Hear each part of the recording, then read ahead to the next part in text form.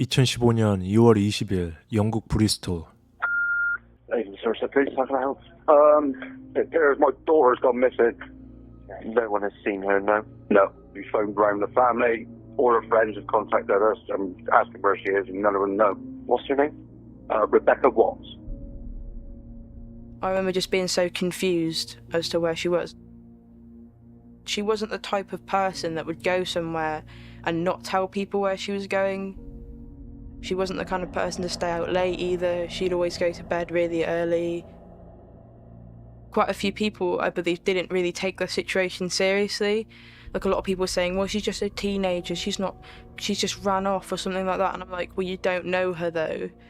So when you know somebody, you know that they wouldn't do this, you know that there's something wrong. 베키가 없어진 후 그녀의 노트북과 태블릿 PC 그리고 그녀의 폰까지 모두 사라진 것을 확인, 그리고 그녀와 매일 연락하던 친구들과의 연락도 끊겨진 것을 확인한 경찰은 이 사건이 단순 실종이 아니라는 것을 직감한다. Police are tonight growing increasingly concerned about a teenage girl. Becky Watts, who's 16, was last seen at her Bristol home. She told no one where she was going when she disappeared. 3년 전 크리스마스 날의 베키.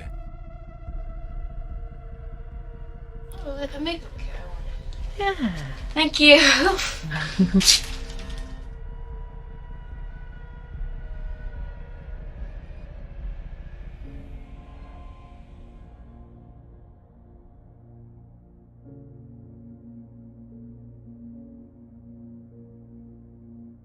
Bex, you're watching this. Please come home. We love you so much. They still thought she was staying somewhere, to be honest. I still thought she might be staying somewhere. I don't know if it was wishful thinking. You're so loved, and I don't think you believe it. You really are so loved. Love you, daughter. Please come home, or whoever's sheltering here. Do the right thing. 그녀의 실종 3일째, 경찰들은 가장 가까운 친인척과 친한 친구들부터 신문하기 시작한다. 그러던 도중 베키와 마지막까지 함께 있었던 사람은 바로 그녀의 이복 오빠 네이든과 그의 여자친구 셔나임을 알아낸다. Can you tell us your full name, please? Shauna Stacey Charmaine Hoare. Okay, just scroll that down. Nathan Charles Matthews. Okay, that'd be, and alright to call you Nathan? Yeah. Yeah, okay, I'm fine to be Gwen. 인터뷰 도중에도 가끔씩 잘 웃고 여유가 넘쳤던 셔나는 남자친구 네이든의 엄마 앤지의 건강과 안부를 묻기 위해 집에 전화를 걸고 방문했다 진술하고, 거실에서 남자친구 네이든과 있던 도중 누군가 문을 열고 밖으로 나가는 기척, 즉 집 문이 닫히는 소리를 들었는데 그 소리가 아마 베키가 조용히 집을 나간 소리로 인식하고 있었다며 진술한다. 그리고 다음날 경찰 포렌식 팀이 베키의 집의 모든 부분을 감식하기 시작한다. 그러던 도중 베키의 방문 틈에는 총 3군데의 피가 닦인 부분과 함께 옅은 손지문이 하나 발견되는데 그 3군데 모두 발견된 위치가 달랐다. 한 군데는 사람 키보다 훨씬 큰 위쪽에 하나, 사람 어깨 부분 쪽에서 하나, 그리고 사람 다리 부분 쪽에 하나가 발견된 것이다. 그 말 뜻은 혈흔이 사방으로 튀었다는 의미가 되는데 베키의 신상이 위험해 보인다는 레드 플래그, 즉 위험 신호로 감지된다. 그리고 바로 경찰은 그 혈흔과 손지문 감식에 들어간다. The search for Becky Watts continued today. Family and friends scouring the parkland and woods near her Bristol home, hopeful they will find the 16-year-old safe and well. 그리고 그 다음날 베키와 네이든의 신문. Didn't particularly talk to her, but obviously I didn't particularly like her. And obviously what annoys me is the way she speaks to like my mum sometimes. She'd be kind of like rude or whatever, or trying to think of an actual specific time.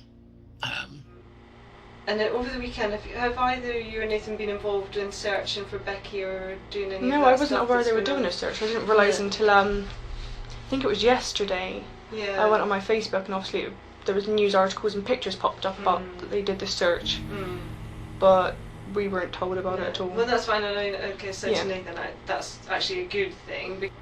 Where did you guys go then over the weekend? I don't know if you're able to remember that far back. Well, the weekend that Becky, after Becky went missing, I think if I help you, so I think it was on Monday actually that you spoke to police officers, like detectives. Which would have been outside my mum's house. That's right. So I would have went to my mum's that day. So that was on Monday. I think I went over on Tuesday. Where did you stay on Monday night? It would have been at my house, but we didn't leave until about midnight, to be honest. So that's about midnight Yeah, Monday. most nights we did. Tuesday we went over again. Yeah. Again, probably would have left about midnight. Yeah. Wednesday, I think we stayed in my house. 약 12시간의 감시 끝에 그 혈흔은 베키의 것으로, 그리고 손지문은 그녀의 이복 오빠 네이든 것으로 밝혀진다. 그리고 곧바로 경찰은 베키와 네이든을 체포하러 그들의 집으로 향한다. Hey buddy, thanks very much. The reason I've come here is to make an arrest of yourself, okay? And what I'm going to do is explain everything here now, okay? Just put your hands like that for me, alright? 그리고 체포되는 순간에도 베키와 네이든은 전혀 이 상황이 납득이 가지 않는다. 경찰은 일부러 네이든의 손지문이 그녀의 혈흔과 함께 발견된 사실을 말하지 않는다. 그리고 계속되는 그 둘과 수사관과의 신문. Is there anything that happened that could be significant in the disappearance of Rebecca?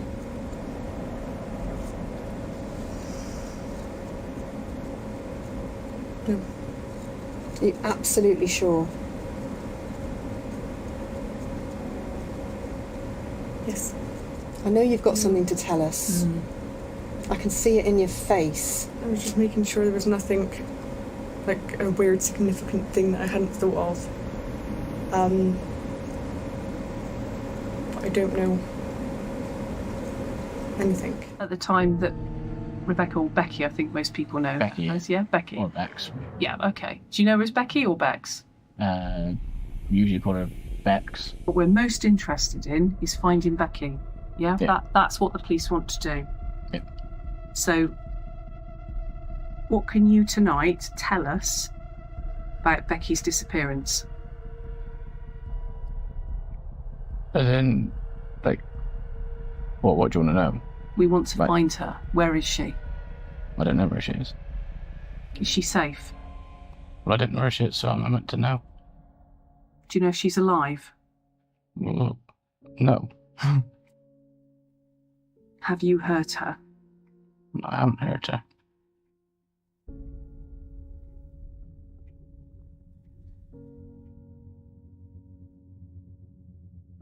계속되는 그 둘의 부인과 함께 경찰들은 수색영장을 받아 그들의 집으로 향한다.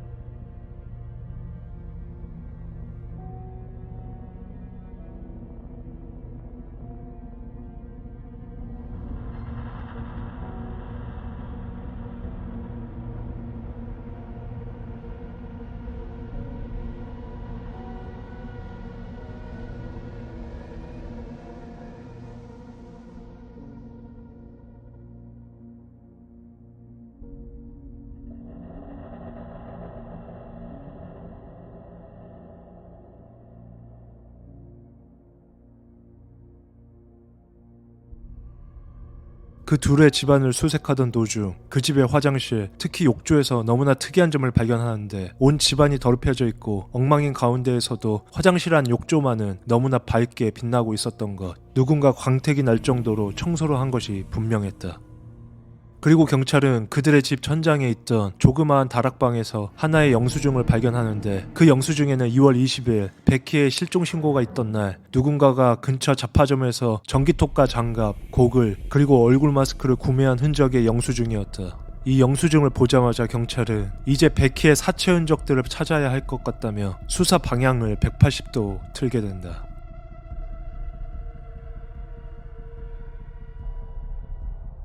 경찰은 이제 모든 증거와 정황들을 확보했기에 네이든을 확실한 용의자로 지목, 더욱 그를 압박하기 시작한다.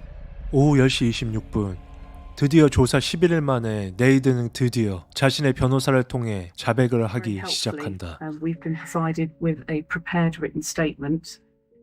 And what we would like to do now, Nathan, is for that to be told on the interview recording. Do I have to actually listen to it? Can I put my fingers in my ears? Yep, I'll do that, thank you. I, Nathan Charles Matthews, accept I'm responsible for the death of Rebecca Watts. On the 19th of February 2015, I attended Crown Hill, St George, Bristol, with my girlfriend Shauna Hoare. In my car, I had a large bag, a stun device, handcuffs, tape, and mask. 네이드는 전기톱을 이용해 어릴 적부터 알고 지냈던 이복 여동생 베키의 사체를 욕조에서 그리고 그는 그녀를 비닐로 감싸고 각 부분들을 종이 상자와 가방들에 담아 자신의 집 뒤편에 있었던 창고에 방치했다고 자백한다. 그리고 곧이어 충격적인 사건의 전말이 밝혀지는데 집에 홀로 있던 16세 어린 여학생 베키는 왜 그렇게 무참히 살해당한 것인가?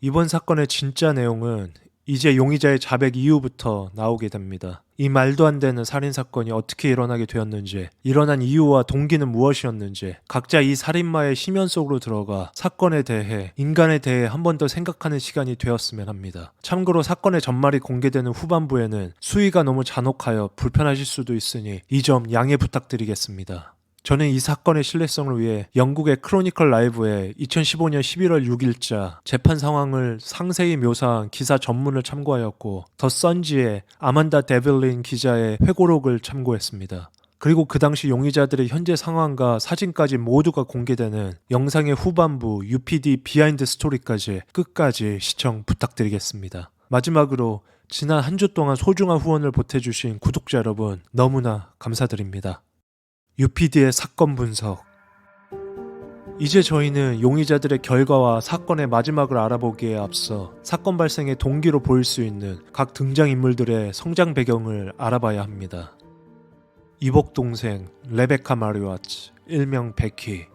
1998년 6월 3일생 영국의 남서쪽에 위치한 도시 브리스톨에서 태어난 베키는 두 남매 중 막내로 태어납니다. 그녀가 태어나기도 전에 엄마인 타냐와 아빠인 데라는 이혼한 상태였죠.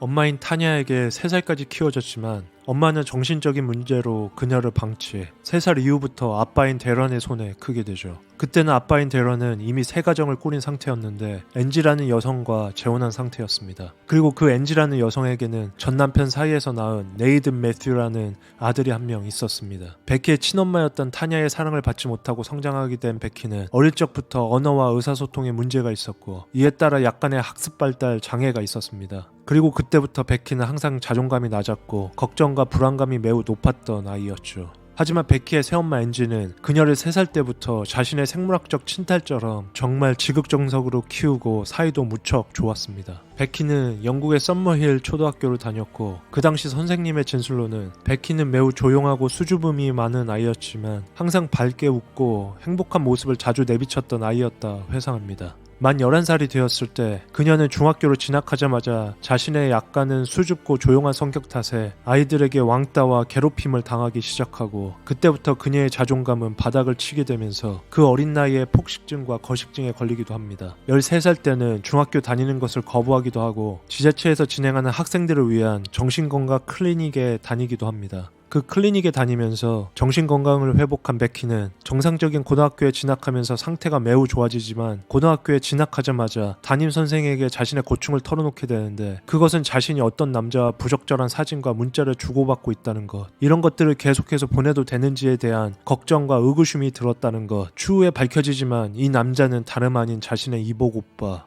네이든이었습니다. 이복 오빠 네이든. 네이든은 1987년생 1월 9일생으로 영국 브리스톨 출신이었고 그는 엔지의 외아들로서 그는 태어날 때부터 아버지가 누구인지 알지 못했습니다. 네이든은 7살 때쯤 집에서 가출해 자신의 외할아버지 집에서 생활하게 되는데 그 이유는 바로 엄마 엔지가 새아빠 데런과 결혼을 했기 때문이었습니다. 그는 자신에게만 쏟아져왔던 엄마의 사랑이 누군가에게 분산되는 것이 매우 싫었기 때문이죠. 그리고 이렇게 새아빠 데런의 딸이자 이제 자신의 이복동생인 된 베키를 만나게 됩니다. 그는 어릴 적부터 중고등학교 생활에 적응이 힘들었고 그렇게 일반 고등학교를 다니다 재퇴한 후 군인사관 후보생이 되기 위한 군인학교로 입학하게 됩니다. 군학교에서 그는 무기 쓰는 법을 배웠고 일반 악취나 생활 물품에서 나오는 여러 냄새를 제거하는 법도 배웁니다. 이때의 기술들은 후에 자신의 살인에 접목하게 되죠. 그 후 그는 브리스톨 대학교에서 전기 엔지니어링 학과에서 몇 학기 다니면서 공부하기도 하고 로얄 로지스틱스 아미라는 사설 군인업체에 들어가 몇 년간 훈련을 받고 실제 파트타임 군인이 되어 여러 부대에서 일을 하게 되죠. 그의 평판은 좋은 군인이라는 것이 대부분이었지만 가끔씩 그는 매우 예민하고 까탈스러운 사람이라는 평도 많았습니다. 그의 동료들의 증언으로는 그가 가끔씩 자신의 분노를 참지 못할 때에는 전혀 다른 사람으로 변하기도 했다고 합니다. 그런 예민한 성격 탓일까 그는 그 무렵부터 섬유근육통이라는 희귀병에 걸리게 되고 그 병으로 인해 전신에 매우 심한 근육통, 감각 이상, 수면장애, 피로감을 느끼게 되는 삶을 살게 됩니다. 그리고 그는 165cm의 키를 가지고 있는 것에 항상 어릴 적부터 열등감을 느껴왔고 그 키에 대한 컴플렉스를 극복하기 위해 많은 노력을 해왔다고 합니다. 처음에 어릴 적에 그는 어린 이복 여동생 베키와 친하게 지내며 그녀를 아끼는 것처럼 보였지만 추후에 실제로는 자신의 엄마인 앤지와 친하게 지내는 베키를 보며 엄청난 질투심에 휩싸였었고 항상 베키의 자존감을 떨어뜨릴 수 있는 말과 생각들을 할 뿐이었다고 진술합니다. 그렇게 베키에게 그는 어릴 적부터 너는 매우 뚱뚱하고 돼지야. 아무도 너를 좋아하지 않을 거야. 라는 말을 자주 했다고 하죠. 그렇기에 베키가 사춘기에 접어들자마자 그 둘은 항상 매일 다투고 실제로 심하게 싸웠으며 종종 베이든이 2층 방에 있던 베키에게 너를 죽이겠다고 여러 번 소리 지른 사실도 확인이 됩니다. 그래서 베키는 자신의 학교의 상주에 있던 정신과 전문의에게 한 번은 자신의 이복 오빠였던 네이든이 너무 두렵고 그가 자신에게 가끔씩 무서운 행동을 하기도 한다며 고백하기도 합니다. 그리고 네이든은 남들에게 말하지 못한 변태적인 취미가 하나 있었는데 그는 젊은 여성들이 항상 어디에서인가 밧줄로 묶인 채 격한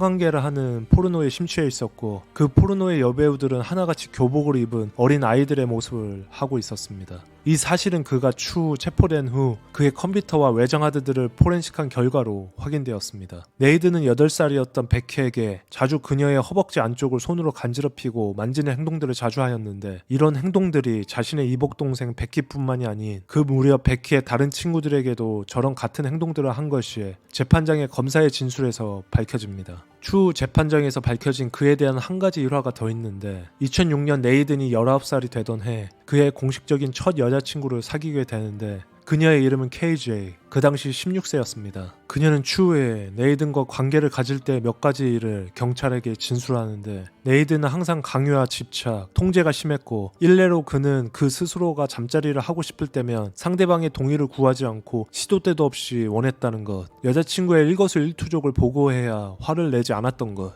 이런 여러 요소들 때문에 그의 첫 여자친구 KJ는 그와의 관계를 끊기로 결심하게 된 것이었습니다. 그녀와 헤어진 네이든은 이 이후로 나이가 어린 학생들에게 더 집착하기 시작했고 성착취가 쉬운 연약하고 힘이 약한 여학생들을 물색하고 다닌 것이 밝혀집니다. 그리고 드디어 21살이 되었던 2008년 네이든은 비로소 그 당시 14세였던 이 사건의 또 다른 등장인물 셔나를 만나게 됩니다.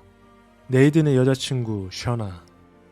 1994년 2월 12일 브리스톨에서 태어난 셔나는 어릴 적 아버지가 가정을 버리고 사라진 후 홀 어머니의 리사 밑에서 성장하는데 그녀는 셔나가 5살이 되던 해 재혼합니다. 사실 셔나는 총 8명의 형제자매 중 6째였는데 자신 빼고는 모두 이복 형제들이었고 친엄마인 리사는 3명의 다른 남자들과 동거, 재혼, 이혼을 반복하죠. 그 중간중간 엄마인 리사가 그녀를 방치하며 키우고 있을 때 셔나는 계속해서 입양 위탁 가정들을 오고 가며 성장하고 친엄마나 아빠의 사랑을 받지 못하며 성장합니다. 그녀가 중학교를 들어갈 때쯤 셔나의 나이 13세 때 그녀는 담배와 흡연, 나이 차이가 많은 중년 남성들을 만나며 원조교제를 하며 돈을 벌기 시작합니다. 그리고 실제 그 당시 그녀는 어느 한 남성에게 학교를 가는 도중 강제로 당했다는 신고까지 하게 되는데 추후 셔나 그 스스로가 경찰 진술을 회피하는 바람에 결국 범인은 잡지 못하고 중간에 케이스는 종결되고 맙니다. 그리고 셔나는 이 당시 때부터 지인들에게 충동적 허언들을 계속해서 말하고 다니는데 자신이 암에 걸렸다든지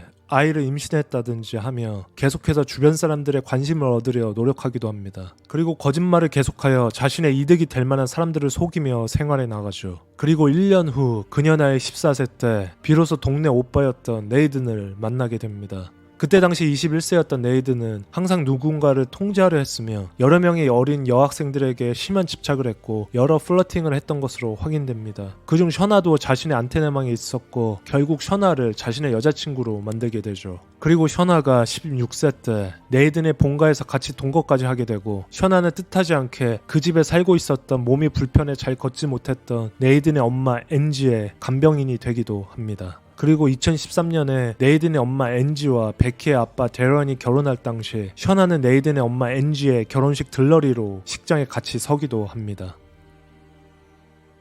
연인 셔나와 네이든.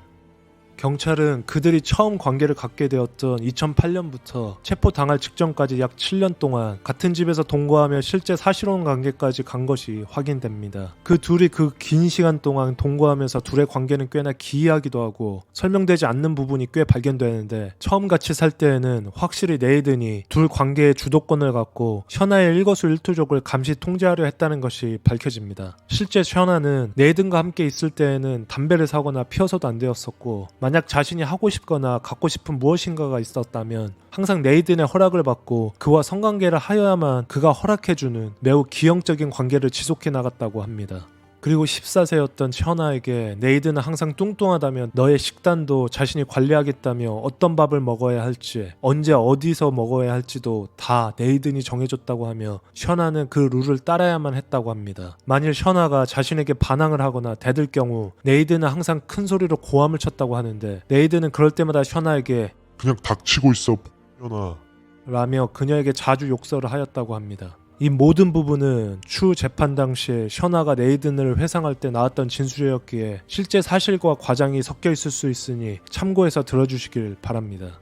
그리고 추후에 이 사건 재판에서 셔나의 친한 동성 친구가 나와 네이든을 설명하는 시간이 있었는데 그녀는 셔나가 15세였을 때 자신의 남자친구인 네이든이 자신의 친한 모든 친구들을 만나지 말라고 했다며 그것 때문인지 몰라도 어느 날 셔나가 친구들과의 모든 약속을 어기고 한때 잠적한 적이 있다며 진술합니다. 실제로 네이든은 셔나가 자신의 친구들과 만나는 것을 원치 않았었고 만약 꼭 만나야 한다면 네이든이 항상 같이 동석했다고 말합니다.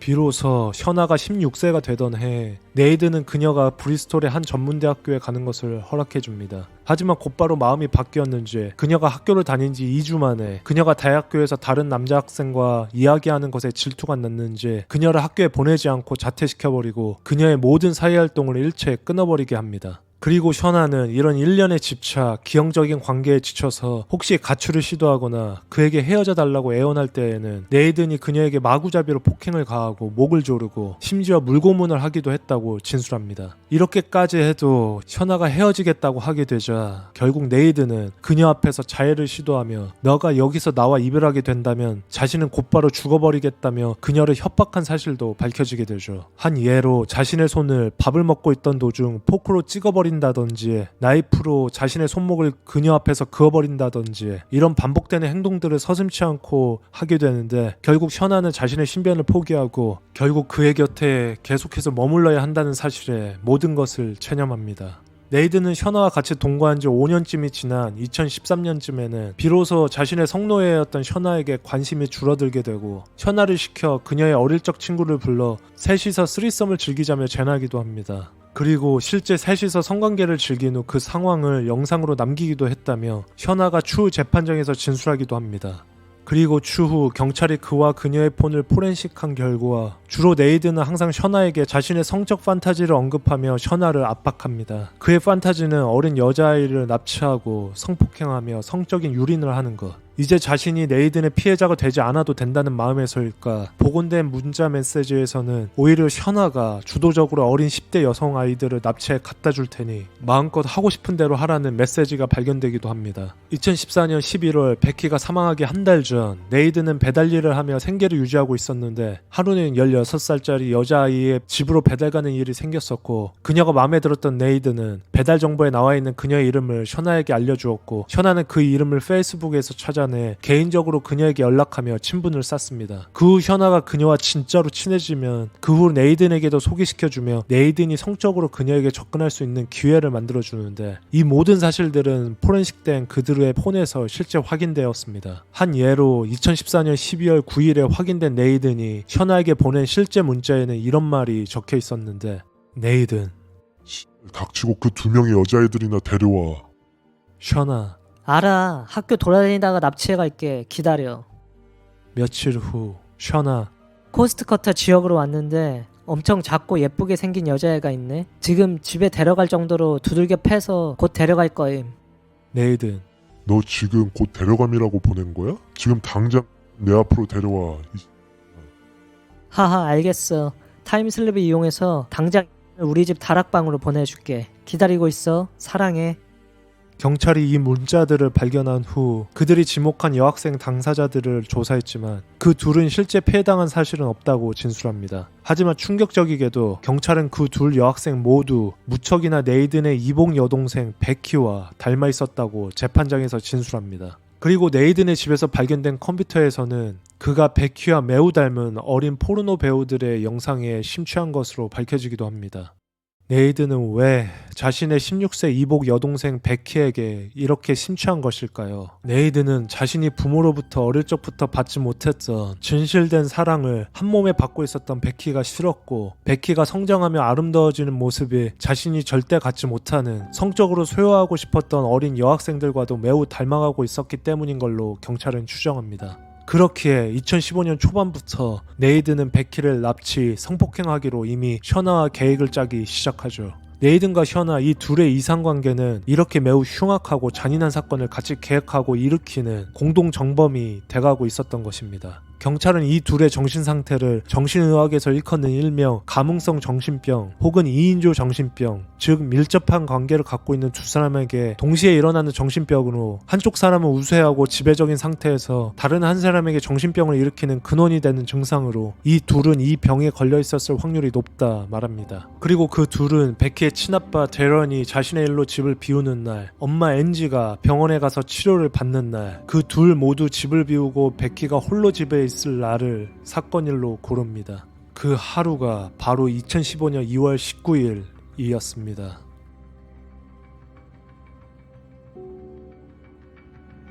살해 당일.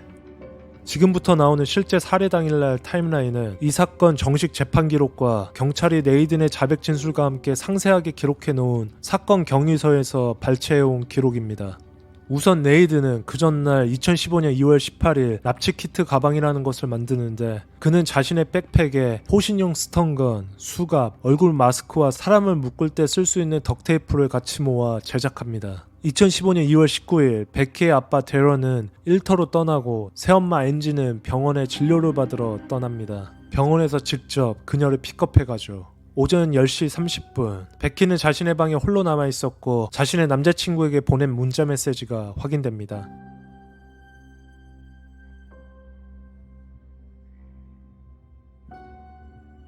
오전 10시 50분 네이든과 션아는 자신의 집 14 커튼밀 레인에서 베키가 있었던 네이든의 엄마 엔지의 집 18 크라운 힐 브리스톨로 향합니다. 충격적이게도 그들이 운전하던 차에는 그 둘의 어린 딸도 뒷좌석 카시트에 앉아 있었습니다.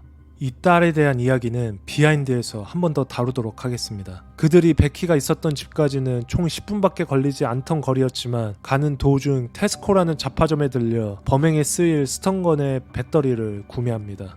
그리고 오전 11시 7분 베키는 남자친구에게 생전 마지막 문자 메시지를 보냅니다. 그리고 11시 9분 네이든과 션아는 그 집에 도착합니다. 그 집의 주인이었던 네이든의 엄마가 항상 비상용으로 현관 근처 화단에다 비상용 키를 놓고 다니는 것을 알고 있었던 네이든은 그 키로 손쉽게 집 안으로 침입합니다. 문 안으로 들어오자마자 그와 션아는 마스크를 착용하고 둘은 같이 베키가 있었던 2층 그녀의 방으로 바로 올라갑니다. 그리고 네이든은 그녀의 방문을 열자마자 그녀를 사정없이 굿하기 시작합니다. 베키도 역시 필사적으로 방어하며 대항합니다. 추후 베키의 검시소견서에서 나온 기록에는 베키의 몸에는 약 40군데가 넘는 피멍이 들어있었다고 하며 이 소견의 뜻은 그녀가 사망하기 직전까지 필사적으로 발버둥 쳤다는 것을 의미합니다. 그리고 네이든이 그녀를 제압한 후 그녀의 얼굴을 가져온 덕테이프로 마구 감기 시작합니다. 그리고 의식이 혼미해진 베키의 목을 그 자리에서 원래 그의 계획은 아주 쉽고 점잖게 군대에서 배운 기술로 그녀를 제압한 후 강제로 자신이 가져온 큰 가방에 들어가라 명령하는 거였고, 그 가방을 들고 다른 장소로 가 자신이 하고 싶었던 성적인 욕구를 채운 다음 흔적을 남기지 않게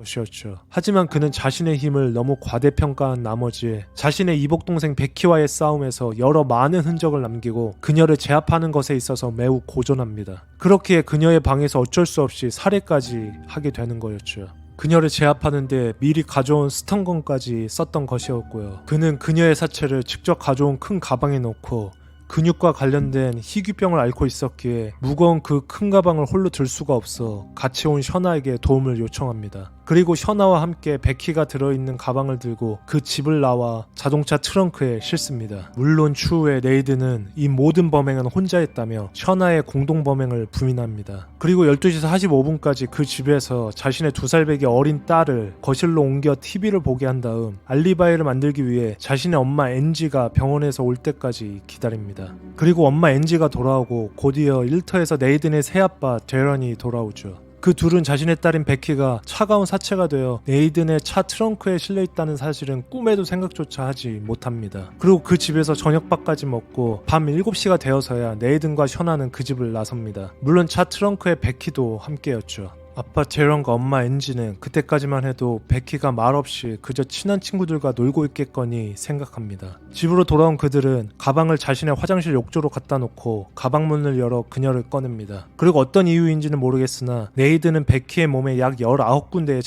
자입니다. 그리고 그녀의 목에 꽂아넣기도 하죠. 그리고 그날 밤 하루 종일 베키의 사체는 욕조에 누워있게 됩니다. 그 다음날 2월 20일 오전 네이드는 다시 한 잡화점의 CCTV에 찍히게 되는데 그가 전기톱을 구매하는 모습이 고스란히 찍혔던 것이죠. 그리고 추후 재판에서 네이드는 그 전기톱으로 베키의 진술하고 그의 재판 당시 진술로는 베키의 사체를 무서워서 한 손에는 전기톱을 들고 다른 한 손에는 자신의 눈을 가리고 있었다고 진술합니다. 하지만 검사는 이 모든 것은 형량을 낮게 받으려는 거짓말이라며 만약 그렇게 한 손으로 전기톱을 이용해 사체를 훼손했다면 욕조 곳곳에 기스나 페인트가 벗겨진 흔적이 하나라도 나와야 하는데 새 것처럼 너무나 깨끗했다며 이 말은 그가 너무나 정확히 자신이 어디 하는지 알고 치밀하게 준비한 것이라며 반박하기도 합니다. 그리고 베키의 사체를 정확히 8등분을 하여 그녀의 머리, 왼쪽 팔, 오른쪽 손목, 왼쪽 손목, 오른쪽 다리, 왼쪽 다리, 그리고 몸통 이렇게 각각 비닐로 감싼 다음 자신이 군대에서 배운 사체의 냄새를 지우려면 고양이의 배설물을 함께 넣으면 악취를 줄일 수 있다는 사실을 생각해내 그녀의 부분들이 들어가 있던 백팩과 여행용 가방에 고양이 배설물들을 집어넣기 시작합니다. 베키의 사체는 이렇게 총 3개의 여행용 가방과 1개의 백팩에 넣어집니다. 그리고 더욱 충격적인 것은 네이든이 이런 짐승만도 못한 행위를 하고 있었을 때 셔나는 거실에서 한 유튜브 영상을 보고 있었는데 그 영상은 그 당시 미국 호러 매니아들 사이에서 유행하고 있었던 Do you wanna hide a body?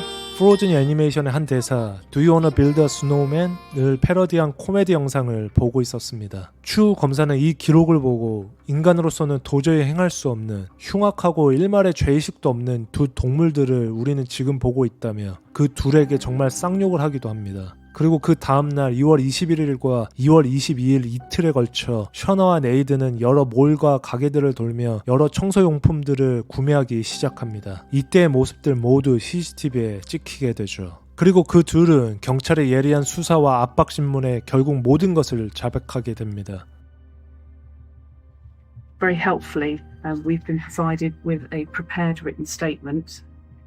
And what we would like to do now, Nathan, is for that to be told on the interview recording.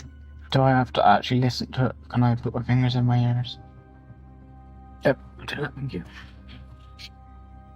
I, Nathan Charles Matthews, accept I'm responsible for the death of Rebecca Watts.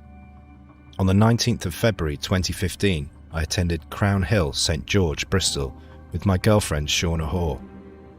In my car, I had a large bag, a stun device, handcuffs, tape, and mask. I'd developed an idea to scare Rebecca by kidnapping her. I wanted to scare her and teach her a lesson. I believed that she was selfish, and her behaviour towards my mother was a risk to her health. A few minutes after arriving, Shauna said she wanted a cigarette and went into the garden.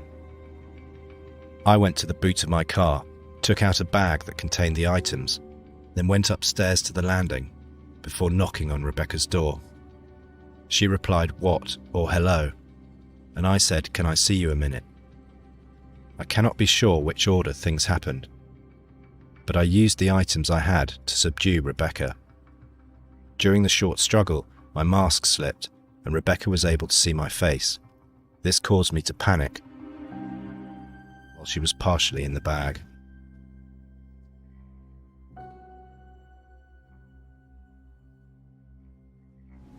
Next message is 9th of December 2014 at 18:14. It says from Shauna. Just went to Costcutters and saw a very, in big caps, petite girl.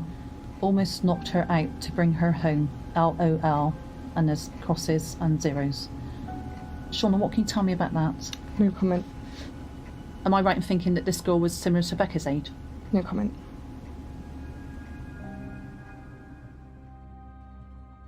(2015년 3월 4일) 공식적으로 네이드는 베키를 살해한 1급 살인 혐의로 체포되고 3개월 후인 6월 22일에는 셔나가 네이든과 함께 베키 살해 공모 사체 유기죄로 체포됩니다. 2015년 10월 6일 브리스톨 크라운 법정에서 마지막 순간까지 네이드는 버릇이 없던 이복동생 베키를 그저 훈계하려고 납치할 목적이었고 살인한 것은 우발적이었다며 자신의 계획살인을 부정합니다. 그리고 셔나의 범죄가담 행위도 일체 없었다고 부정합니다. 셔나 역시 자신은 그런 적이 없으며 이 모든 것은 자신을 어릴 적부터 그루밍한 네이든의 탓이라며 모든 죄를 그에게 몰아갑니다. 하지만 앞서서 보셨다시피 검사에게도 너무나 많은 여러 물적 증거들이 많았기에 셔나 그녀 역시도 이 사건의 책임을 회피할 수 없었죠. 제일 확실한 물적 증거는 베키의 사체를 담긴 가방들 중 하나에서 셔나의 DNA가 묻어있던 얼굴 마스크가 발견된 것이었습니다. 이 모든 점들을 확인한 배심원단들은 심사가 들어간 지 약 3시간 만에 그 두 살인마들은 유죄가 확신하다며 결론을 내립니다.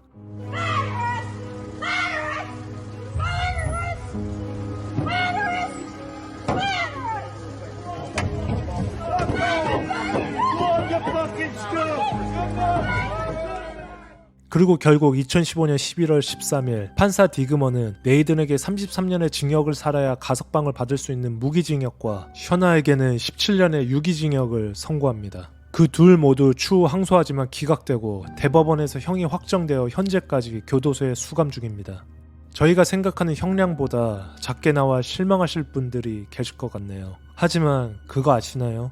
영국 교도소 내 만약 아동 성추행범이나 아동 살인범이 입소하게 된다면 어떤 일이 벌어질지요. UPD의 비하인드 스토리.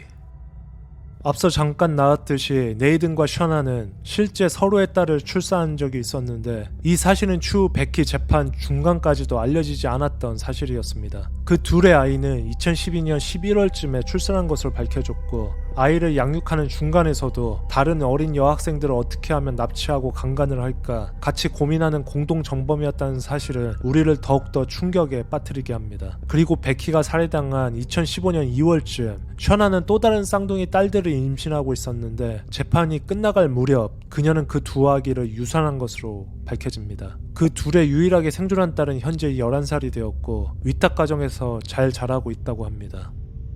베키의 사체가 든 여러 가방들을 숨기는 데 도움을 주었던 셔나의 친구들이 있었는데 제이딘과 칼이었습니다. 이에 따라서 제이딘은 16개월의 유치장 신세를 지게 되었고 칼은 2년간의 징역살이를 하게 되었습니다. 2017년 1월 네이든이 감옥에 들어간 지 약 1년 후 영국의 중범죄자들이 재수하고 있는 HMP 롱라튼 교도소 안에서 그는 끔찍한 일을 당하는데 한 동료 재소자가 그의 얼굴과 몸에 펄펄 끓는 주전자물을 부어 심각한 화상을 입힙니다. 그리고 그는 병원으로 실려가게 되고 이제 그는 그의 얼굴에 평생 큰 흉터를 갖고 살아가야 합니다. 같이 유죄를 선고받은 셔나의 경우를 살펴볼까요? 그녀의 경우는 좀 더 심각했습니다. 그녀가 재소된 지 약 8개월째 되는 2016년 6월에 동료 여수감자들이 그녀 뒤에서 그녀의 목을 조르고 얼굴과 전신을 폭행하는 바람에 셔나는 교도관이 하는 심폐소생술을 2번이나 받고 기적적으로 살아나게 됩니다. 그리고 그 충격으로 그녀는 몸에 경미한 장애를 입고 살아가야 합니다.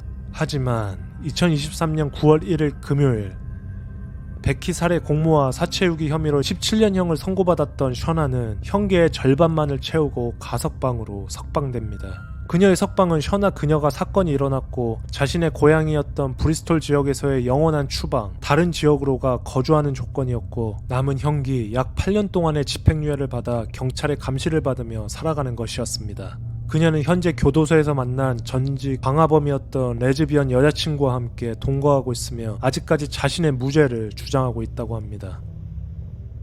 마지막으로 어릴 적 언어와 의사소통의 문제가 심했던 베키가 그녀의 나이 4살 때 자신의 인생에서 처음으로 입 밖으로 꺼냈던 단어는 다름이 아니라 자신의 이복 오빠 이름, 바로 네이든이었습니다.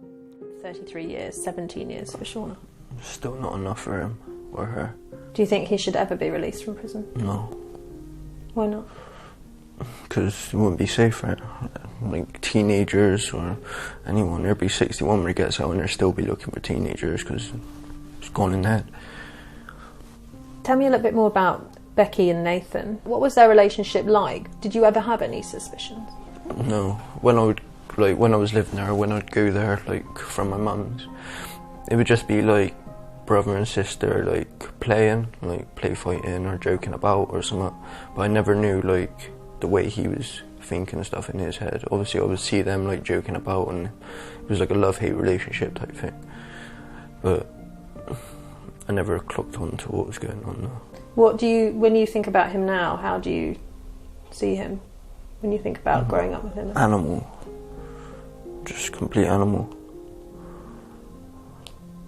But like obviously he never showed that side to me when I was younger.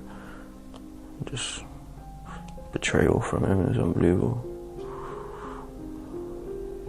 What for you would mean justice for Becky? Him dead. Or throw him in a room with like our family and then watch what happens.